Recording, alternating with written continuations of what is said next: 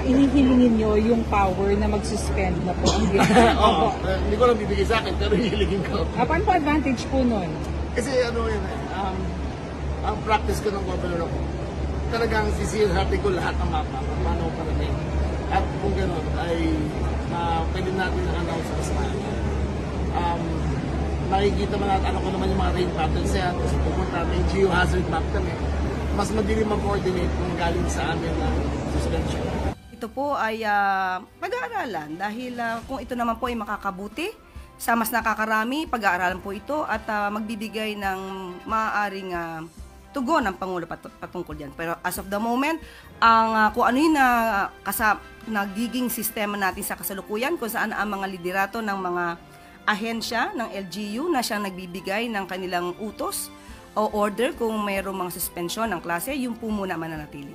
Sa muli, maraming salamat sa inyong panonood at pakikinig. Once again, El Maestro, see you on my next vlog. Bye-bye!